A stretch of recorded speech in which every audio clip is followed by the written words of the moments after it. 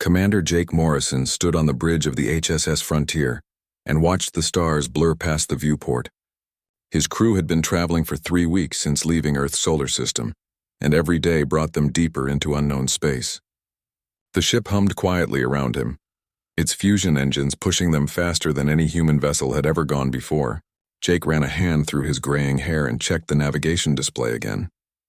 They were making history, but history felt lonely this far from home. The communications officer, Lieutenant Kate Palmer, suddenly sat up straight in her chair. Her fingers flew across her console as she adjusted her headset. Jake noticed her tension immediately and moved to stand behind her station. She looked up at him with wide eyes and said that she was picking up something strange. It was not natural radiation or cosmic background noise. It was a signal, and it was repeating in a clear pattern. Jake felt his heart rate increase as he ordered the ship to slow down. The crew around him became alert, everyone moving to their stations with practiced efficiency. Lieutenant Danny Brooks at the helm brought them out of faster-than-light travel, and the stars snapped back into their normal positions. Kate worked to isolate the signal while the science officer, Dr. Helen Carter, ran analysis on its structure. After 10 minutes of tense silence, Helen confirmed what they all suspected.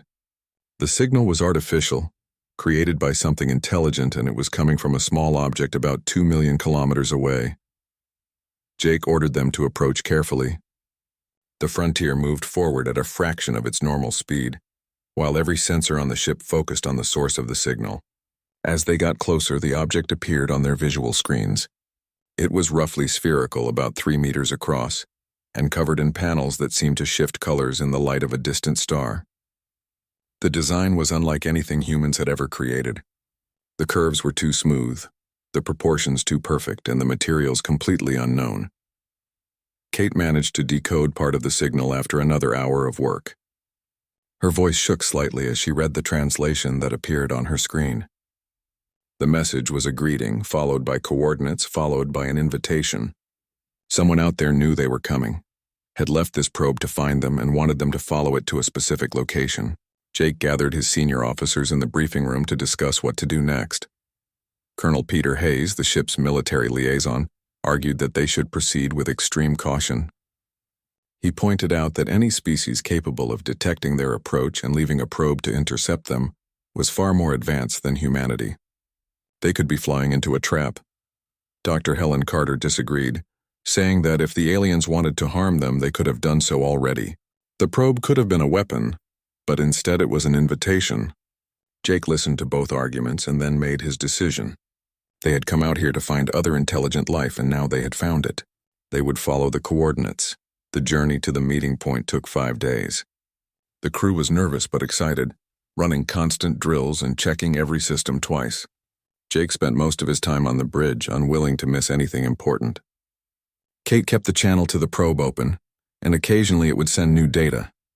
Pictures mostly, showing what looked like dozens of different species gathered in some kind of assembly. Helen studied each image carefully, noting the different body types and trying to guess at their biology. When they finally arrived at the coordinates, what they saw took their breath away. A massive station hung in space, easily 50 kilometers across, with hundreds of ships docked at various ports around its surface. Lights glowed from thousands of windows, and energy shields shimmered like soap bubbles around critical sections. Jake had seen Earth's largest space stations, but they were toys compared to this. The probe that had guided them sent one final message, instructing them to dock at a specific port, and then it went silent. The Frontier moved slowly toward the designated docking area. Jake could see other ships coming and going, each one different from the last. Some were sleek and organic-looking, others were geometric and crystalline, and a few seemed to be held together by forces he could not understand. As they approached the docking port, a tractor beam locked onto their ship and guided them in with gentle precision. Jake gave the order to power down weapons and extend diplomatic protocols. Whatever happened next, humanity needed to make a good first impression. The docking process took 20 minutes, and then they received a message in perfect English. A delegation was waiting to meet them in the station's main diplomatic hall. Jake selected a team to accompany him, including Peter, Helen, and Kate. They dressed in their formal uniforms, checked their translation devices, and made their way to the airlock. As the door opened, They saw a corridor beyond that was filled with breathable atmosphere. Gravity felt slightly lighter than Earth normal, but comfortable enough. A figure waited for them at the end of the corridor. It stood on two legs like a human, but there the similarities ended. Its body was covered in feathers that shifted between blue and green. Its eyes were large and golden, and its arms ended in delicate hands with 4 fingers each. When it spoke, the words came through their translation devices in a pleasant musical voice. It introduced itself as High Speaker Thren of the Velkari people, and it welcomed humanity to the Galactic Council. Jake stepped forward and introduced himself and his crew. He explained that they came from Earth, a planet on the outer edge of the galaxy, and that they were peaceful explorers hoping to meet other intelligent species. Thren listened carefully, its head tilting slightly to one side in what might have been curiosity. Then it gestured for them to follow and began leading them deeper into the station. As they walked, they passed dozens of different aliens, each one pausing to stare at the humans. Some seemed curious, others seemed nervous, and a few seemed almost frightened. The diplomatic hall was enormous, with a ceiling that stretched up at least 100 meters. Rows of seats curved around a central platform, and nearly every seat was filled with a different species. Jake counted at least 40 distinct types of aliens before he stopped trying. Thren led them to the platform and invited Jake to speak. He stood there looking out at thousands of alien eyes watching him, and suddenly felt the weight of representing all humanity.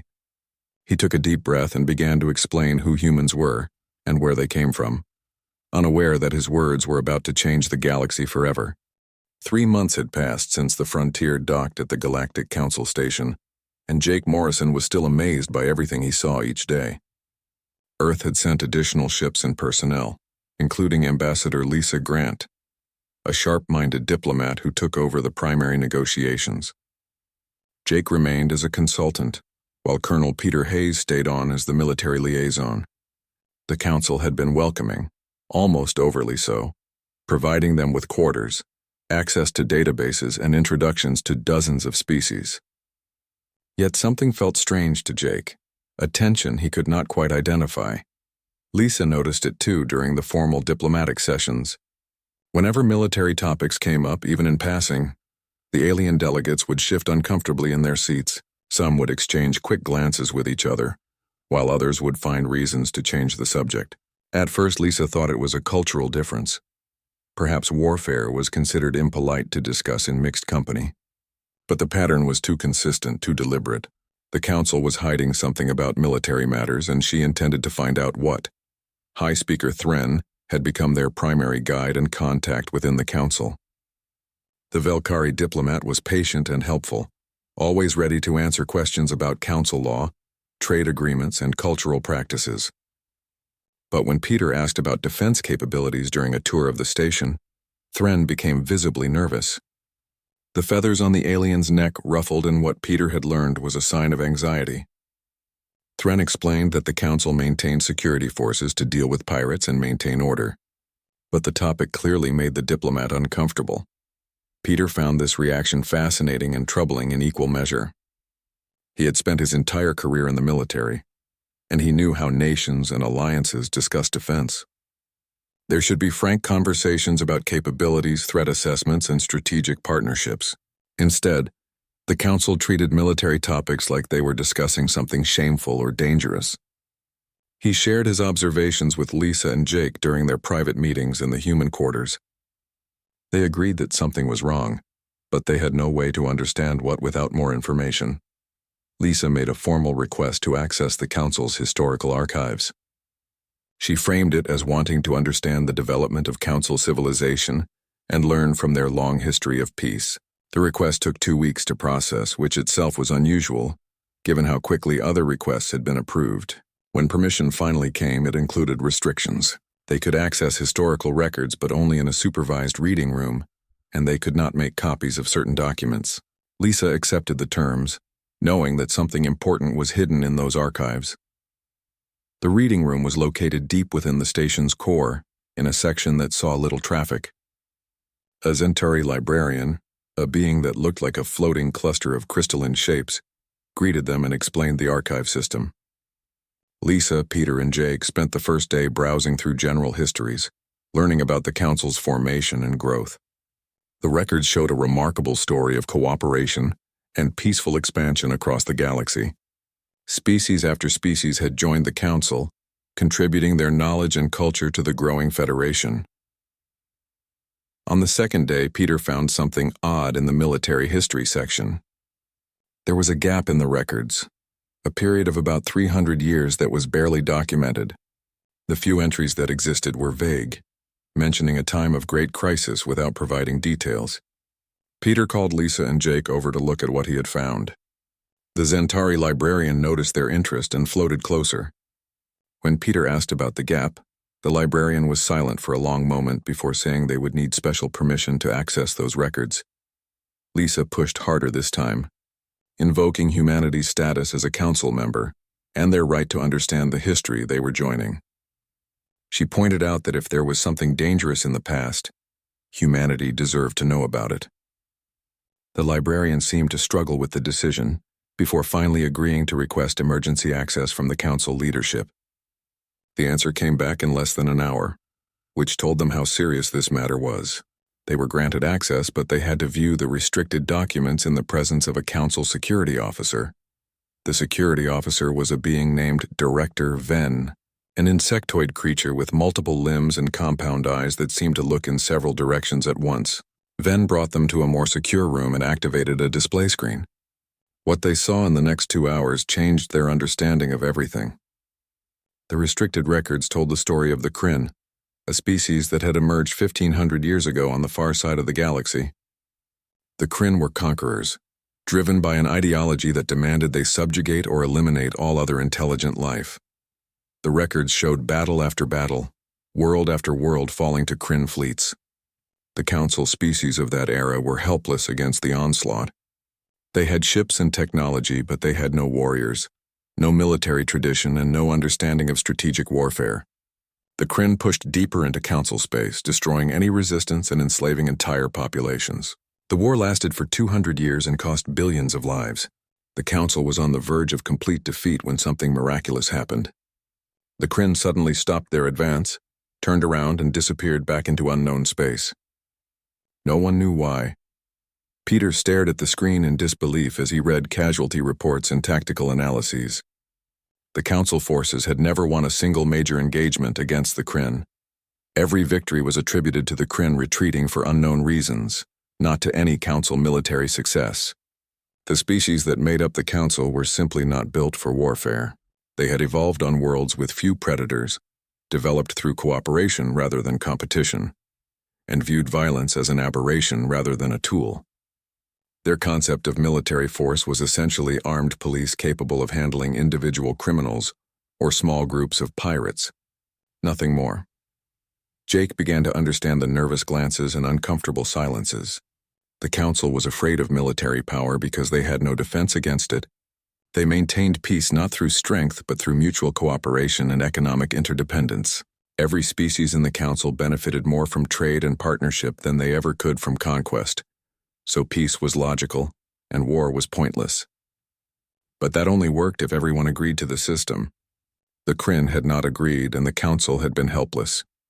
Director Ven watched the humans process this information with unreadable compound eyes. Finally, the insectoid spoke in a clicking, translated voice. The council had debated for weeks about what to do with humanity. Some members wanted to quarantine Earth immediately, to prevent humans from ever becoming a threat like the Kryn. Others argued that humanity seemed peaceful and could be integrated safely. But everyone was afraid. Because humanity was the first naturally aggressive species to achieve spaceflight since the Kryn disappeared. Lisa asked the obvious question about what naturally aggressive meant. Ven explained that council xenobiologists had studied human history from Earth's broadcasts and databases. They had seen the wars, the weapons development, the constant military competition between nations. Humans had predator biology, pack hunting instincts, and a cultural history built around conflict and survival. To council species, humans looked terrifyingly similar to the Kryn in their fundamental nature, even if human behavior seemed more restrained. Peter felt a strange mix of emotions as he listened. Pride that humanity was seen as formidable, concern about being compared to genocidal conquerors and frustration that peaceful intentions were being questioned. He tried to explain that humans had learned to control their aggressive instincts, that Earth had achieved relative peace in recent centuries, and that they came to the stars seeking friendship, not conquest. Ven listened but did not seem entirely convinced. That evening, after they returned to their quarters, the three humans sat in silence for a long time. Jake finally spoke, saying that they needed to report this to Earth immediately. The situation was far more complex than anyone had imagined. Humanity was not just joining a galactic community.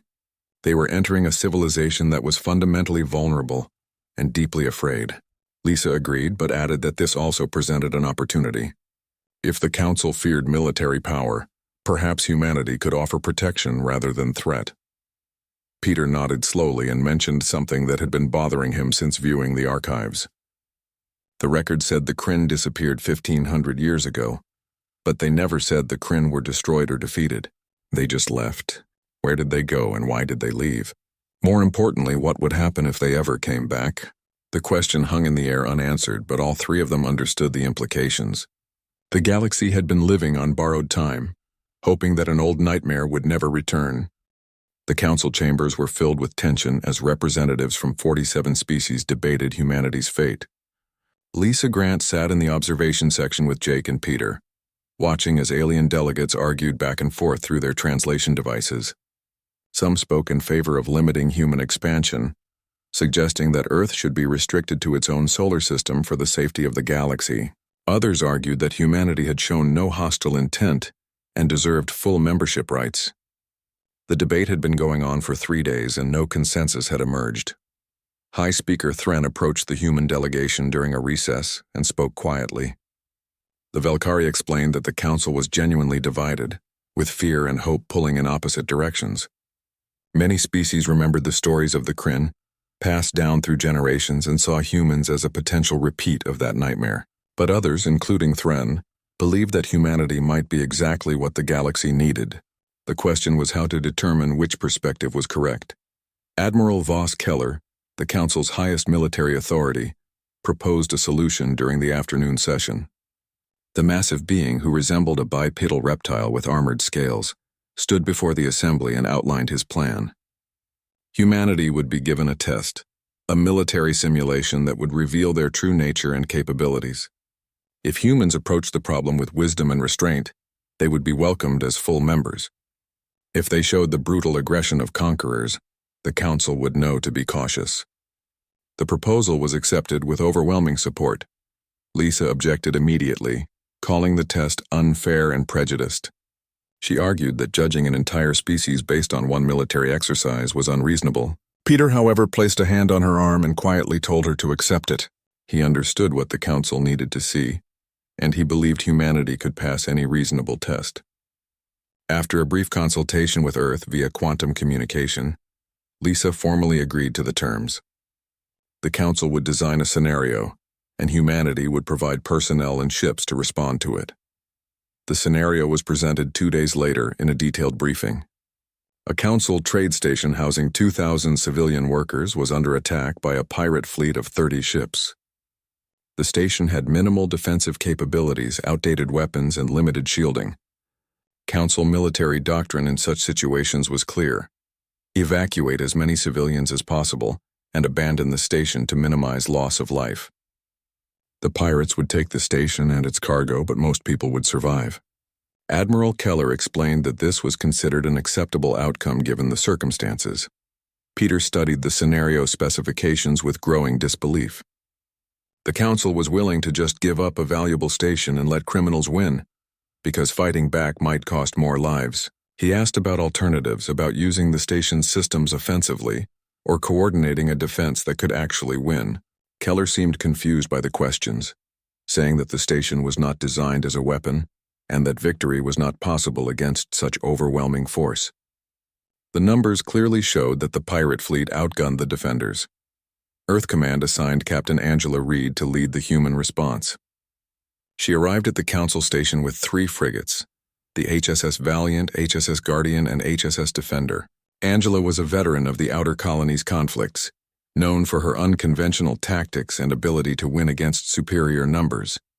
She met with Peter and Lisa to review the scenario, and after 10 minutes of reading, she started to smile. Peter knew that smile and asked what she was thinking. Angela said this would be easier than the council realized. The simulation began on a Tuesday morning, council standard time. Thousands of aliens gathered in observation rooms to watch how humans would handle an impossible situation. The scenario started with the pirate fleet approaching the trade station, weapons charging and demands being broadcast for immediate surrender. The 3 human frigates were positioned 2 million kilometers away, requiring 15 minutes to reach the station at maximum speed. According to council calculations, the station would be overwhelmed before the frigates could arrive to evacuate anyone. Angela did something the council had never seen before. Instead of rushing directly toward the station, she split her 3 ships into different approach vectors. The Valiant went high, the Guardian went low, and the Defender came in from the side. While her ships maneuvered, she opened communications with the station administrator and began issuing rapid instructions. The civilians on the station, following her orders, started doing things that made no sense to the council observers. They vented atmosphere from specific sections, overloaded 3 fusion reactors to create massive electromagnetic interference, and used cargo loading systems to launch containers full of metal debris into space around the station. The pirate fleet, closing in for what they thought would be an easy conquest, suddenly found themselves flying through a cloud of debris that damaged their sensors and shields. The electromagnetic pulse from the overloaded reactors disabled their targeting computers. The vented atmosphere created thermal distortions that made it impossible to get accurate readings on the station's interior. The pirates were confused and slowing down, trying to assess what was happening, when the 3 human frigates arrived from 3 different directions simultaneously. What happened next would be studied by military theorists for generations. Angela's ships did not engage in the traditional council style of warfare, which involved ships facing each other and exchanging fire until one side retreated. Instead, the human frigates used the debris field as cover, constantly moving, never presenting a stable target. They fired missiles that curved around obstacles, used the station's mast to shield themselves from return fire, and coordinated their attacks so that pirates, trying to dodge fire from one ship, would fly directly into the firing solution of another. The Valiant took out 6 pirate ships in the first 3 minutes using a tactic that Admiral Keller would later describe as impossible. Angela had calculated the exact trajectory needed to bounce missiles off the station's shield, using the deflection to hit pirates on the opposite side, who thought they were in a safe position. The Guardian used its point defense lasers not to shoot down incoming fire, but to detonate pirate missiles while they were still close to the ships that launched them. The Defender flew directly through the densest part of the debris field, using its superior human-designed armor to survive impacts that would have crippled council ships. Emerging right in the middle of the pirate formation, the council observers watched in stunned silence as the battle unfolded. This was not how warfare worked in their experience. Ships were supposed to maintain distance, fire weapons, and accept casualties as inevitable. The humans were treating space combat like a 3-dimensional puzzle, using every element of the environment as a tool. The station itself had become a weapon under Angela's direction, with its shields modulating to create blind spots for pirate sensors, and its communication arrays being overloaded to generate jamming signals. 15 minutes into the engagement, 10 pirate ships were destroyed and 8 more were severely damaged. The remaining 12 pirates attempted to retreat, but Angela had anticipated this. The Defender had been quietly deploying mines during the battle, creating a barrier along the most obvious escape route. 5 more pirate ships were destroyed trying to flee through the minefield.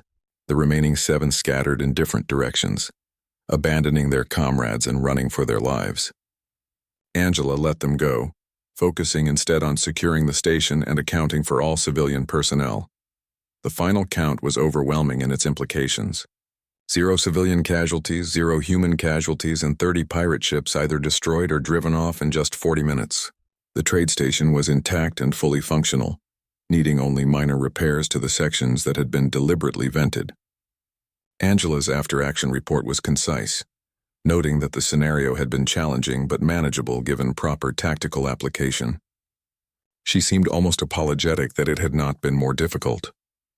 Admiral Keller watched the battle recording for the 17th time, pausing at key moments to analyze human decisions. Each time he watched, he discovered new layers of tactical sophistication that he had missed before. The way Angela had used the station's infrastructure as an improvised weapon system, the precise timing of the 3-ship assault from different vectors, the psychological impact of aggressive tactics on an enemy expecting easy victory. Everything the humans did violated Council military doctrine, and everything they did worked perfectly. Director Venn called an emergency meeting with the Council leadership that evening. The Insectoid Security Chief presented a detailed analysis of the simulation results, and the conclusions were unavoidable. Humans possessed a level of military capability that exceeded anything the Council had ever developed. More importantly, they possessed a mindset that treated warfare as a science and an art, something to be studied and perfected rather than avoided. This made them both incredibly valuable and potentially terrifying. The vote took place the following morning. After centuries of debate and careful consideration for every new member species, the Council made its fastest decision in recorded history. Humanity would be granted full membership status, but with specific conditions attached.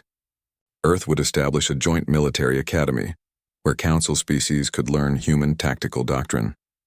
Human officers would be embedded in Council security forces as advisors, and humanity would share its strategic knowledge freely with all member species. Some Council members were still afraid, but most were simply relieved that humans were willing to be allies rather than conquerors. Lisa received the news with mixed emotions. Humanity had passed the test, but at the cost of being forever defined by their military prowess. She had hoped Earth would be known for its art, science, or philosophy. Instead, humans would be the galaxy's warriors, the species others turned to when violence became necessary. Peter, on the other hand, felt a sense of satisfaction. He understood that the galaxy needed protectors, and humanity had just proven they could fill that role. Jake simply felt tired, wondering what his first contact mission had truly set in motion for the future of both humanity and the galaxy. 6 months had passed since humanity joined the Galactic Council as full members, and the galaxy was slowly adjusting to their presence. The Joint Military Academy on Earth's moon was training its first class of alien officers, with representatives from 20 different species learning human tactical doctrine. Captain Angela Reed had been promoted to Commodore and was traveling between Council worlds giving lectures on strategic thinking. Everything seemed to be progressing smoothly until the day the long-range sensors detected something at the galactic rim that made every species remember their oldest nightmares. The alert came through at 3 a.m, Council Standard Time. Jake Morrison, who now served as Earth's permanent liaison to Council security, was awakened by an urgent message from Director Venn. He dressed quickly and made his way to the command center, where he found dozens of alien officers staring at sensor displays with expressions of pure terror. Venn turned to Jake and spoke in a voice that barely maintained composure. The sensors had detected massive energy signatures at the edge of explored space, and the pattern matched exactly with ancient Kryn technology. Jake felt his blood run cold as he looked at the data. The signatures were not from a few ships or even a large fleet. The sensors were detecting thousands of individual contacts, possibly tens of thousands, all moving in formation toward Council space. The Kryn had not vanished or died out as some had hoped. They had been somewhere out in the dark, growing stronger, and now they were coming back. Jake immediately activated the quantum communicator to contact Earth, while Venn began emergency protocols to alert the Council leadership. Within 6 hours, every Council species knew about the threat. Panic spread across member worlds as populations remembered the stories their ancestors had passed down. The Kryn were coming back, and this time there would be no miraculous retreat to save them. Admiral Keller convened an emergency military session, and the numbers he presented were devastating. The Kryn fleet consisted of at least 10,000 warships based on sensor readings, possibly more. The Council's combined military forces totaled only 5,000 ships, and most of those were designed for police work rather than actual warfare. Lisa Grant arrived at the Council chambers to find absolute chaos. Representatives were shouting at each other in dozens of languages, with translation devices struggling to keep up. Some species were demanding immediate evacuation of their homeworlds. Others were proposing surrender negotiations before the Kryn even arrived. A few were calling for the dissolution of the council entirely, arguing that each species should flee in different directions to improve their chances of survival. Lisa had never seen such complete breakdown of order and discipline. Peter Hayes stood beside Admiral Keller reviewing tactical assessments, and what he saw was grim. The Kryn would reach council space in approximately 3 years at their current speed. That gave them time to prepare, but prepare for what? The council had no military tradition, no warrior culture, and no experience with large-scale warfare. Even with human training, 3 years was not enough time to transform an entire civilization from peaceful cooperation to military readiness. Peter ran the numbers over, and every scenario ended in council defeat. Earth Command responded to the crisis by sending General Claire Parker, their most experienced strategic officer. Claire had commanded forces during the Outer Colonies consolidation and had written extensively on asymmetric warfare. She arrived at the council station 2 weeks after the initial detection and immediately requested a full briefing on available resources. What she heard did not inspire confidence, but Claire had built her career on winning battles that others considered impossible. She told the assembled council leadership that defeat was not inevitable if they were willing to make hard choices. Claire's first proposal shocked the council to its core. Every member species needed to shift their entire economy to military production immediately. Civilian shipyards would be converted to build warships. Factories would retool to produce weapons and ammunition. Resources would be redirected from consumer goods to military hardware. It would mean hardship for billions of civilians, rationing of food and supplies, and a complete transformation of council society. Many representatives objected, saying their people would never accept such drastic changes. Claire's response was blunt. They could accept hardship now or accept extinction later. The debate lasted for 3 days, but eventually, reality forced acceptance. The council voted to implement what they called the Emergency Transformation Protocol. It was the first time in 1,500 years that the council had unified around military preparation, and the psychological impact was profound. Species that had lived in peace for generations suddenly found themselves building weapons and training soldiers. Parents who had raised their children in safety now watched them volunteer for military service. The entire galaxy was changing, and not everyone adapted well to the stress. Lieutenant Commander Ryan Blake, a human engineer who had been working with Velkari shipwrights, was assigned to lead the warship redesign project. Ryan had studied council technology extensively and understood both its strengths and its weaknesses. Council ships were elegant and efficient, designed for long-range exploration and peaceful trade. They had excellent sensors, powerful engines, and sophisticated computers. What they lacked was armor, redundant systems, and weapons powerful enough to threaten military targets. Ryan's job was to fix those problems without losing the advantages council technology provided. Working 20-hour days, Ryan and his team of human and alien engineers designed the Unity-class destroyer. It combined council shield technology with human armor concepts, paired alien sensor arrays with human fire control systems, and integrated energy weapons that neither species could have built alone. The prototype was completed in 8 months, an achievement that would have been impossible without the complete cooperation of multiple species. When the Unity launched for its first test flight, it performed beyond all expectations. The ship was 3 times more effective than equivalent council vessels, and twice as effective as human frigates. The success of the Unity class sparked hope across the council, but it also highlighted how much work remained. Building one prototype was vastly different from producing thousands of warships. Claire pushed the council to establish new shipyards at strategic locations throughout their territory. The construction effort was massive, requiring resources from every member species and coordination on a scale never before attempted. Humans provided the strategic planning and tactical knowledge, while council species contributed their advanced manufacturing and material science. Not everyone supported the militarization effort. A peace movement emerged on several council worlds, arguing that building weapons would only provoke the Kryn into attacking sooner. Protests broke out on 3 major planets, with civilians demanding a return to diplomatic solutions. Lisa found herself in the awkward position of defending military buildup while secretly agreeing with some of the protesters' concerns. She believed in exhausting diplomatic options, but the Kryn had shown no interest in communication. Their fleet was approaching steadily, and every attempt to hail them was met with silence. The training programs expanded rapidly as more council citizens volunteered or were conscripted into military service. The Velkari, despite their pacifist traditions, established the largest pilot corps of any non-human species. Their natural flying ability and quick reflexes made them excellent fighter pilots, once they overcame their cultural aversion to violence.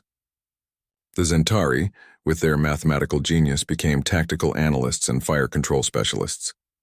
The massive Thorin, strong enough to bend steel with their bare hands, trained as boarding troops and damage control teams.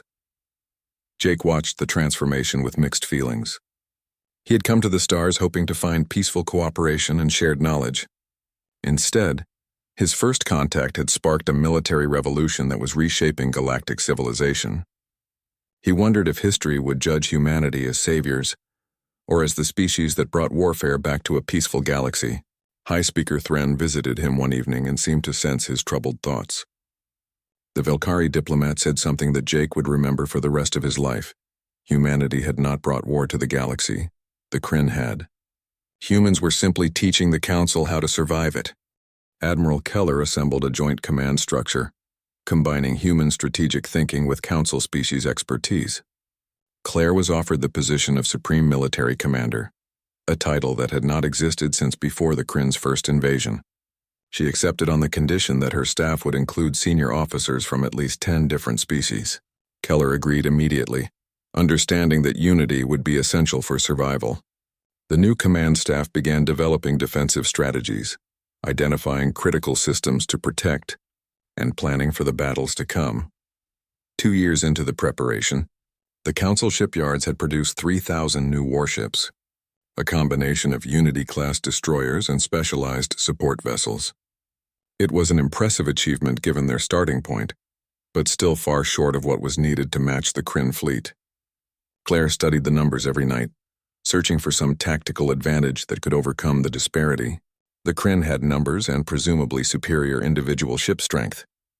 The Council had home territory advantage and the element of surprise, since the Kryn probably expected the same helpless victims they had left behind. Ryan Blake continued pushing technological innovation, designing new weapon systems and defensive technologies. His team developed mines that could be deployed in deep space to create barriers, point defense networks that could protect entire planets, and a new type of missile that used Council guidance systems with human warheads. Each innovation was shared freely among all Council species, with no patents or trade secrets. Everyone understood that survival depended on complete cooperation and trust. The final year before the Kryn arrival was marked by frantic activity. New warships rolled out of shipyards every week. Millions of soldiers and spacers completed their training. Defensive stations were built at strategic locations throughout Council space. Supply networks were established to keep the fleet operational during extended campaigns. The entire galactic economy had transformed into a war machine, something that would have been unthinkable just 3 years earlier. The question that kept everyone awake at night was whether it would be enough. Peter Hayes visited Angela Reed at the Neptune shipyard, where she was overseeing the final assembly of Earth's contribution to the defense fleet. They stood together watching workers swarm over a massive carrier-class ship, and Angela spoke quietly about her concerns. She had studied everything known about the Kryn and their tactics from the ancient records. They were brutal but not stupid, experienced but not creative. The Council might have a chance if they could surprise the enemy and exploit their assumptions. Peter agreed, but added that everything depended on the Council species holding together under pressure. Panic and disunity would be as deadly as any Kryn weapon. As the third year drew to a close, sensor stations detected the Kryn fleet decelerating as it approached the outer edges of Council space. They would arrive within weeks, and then the galaxy would learn whether humanity's teachings had been enough to save a civilization that had forgotten how to fight. The victory celebration across Council worlds was tempered by the heavy casualties suffered during the 6-day battle. Nearly 3,000 ships had been destroyed, and tens of thousands of soldiers and spacers had died defending their civilization. Memorial services were held on every member world, honoring those who gave their lives so that others could live in peace. Jake attended services on Earth, on Zentara Prime, and on the Velkari homeworld. Each ceremony was different, reflecting unique cultural traditions, but the message was universal. They had survived by standing together. The council reorganized itself in the aftermath of the war. Humanity was given a permanent seat on the High Council, alongside the 5 founding species. Claire Parker was offered the newly created position of Permanent Supreme Military Commander, responsible for maintaining the defensive capabilities that had saved the galaxy. She accepted, understanding that the job would consume the rest of her life but believing it was necessary. The Council would never again be helpless, and humanity would ensure that the lessons of this war were never forgotten. Admiral Jake Morrison, now elderly and tired, stood on an observation deck of Zentara Prime and watched mixed crews of humans and aliens working together on new defense platforms. A young Velkari pilot approached him, her feathers shimmering in the starlight, and asked if humans had always been warriors. Jake thought about the question carefully before answering. He explained that humans had not always been warriors, but had learned long ago that the best way to keep peace was to be ready for war. Now humanity was teaching the rest of the galaxy that same hard lesson, not because they loved fighting, but because they loved what was worth fighting for. The young Velkari nodded slowly, beginning to understand. She mentioned that her instructors taught that courage was not the absence of fear, but acting despite fear. Jake agreed, adding that wisdom was knowing which battles to fight and which to avoid. The Council had fought when necessary and shown mercy when possible. That balance, he believed, was what separated defenders from conquerors. The pilot thanked him and returned to her duties, leaving Jake alone with his thoughts across the galaxy. In shipyards and training academies, on frontier worlds and in council chambers, humans and aliens continued building a future together. The peace they had fought for was not perfect or permanent, but it was real and worth preserving. The Galactic Council had learned what humanity had always known. Freedom required vigilance, peace required strength, and survival required unity. Together they would face whatever challenges the galaxy might bring, no longer as separate species but as one civilization committed to defending the light against the darkness.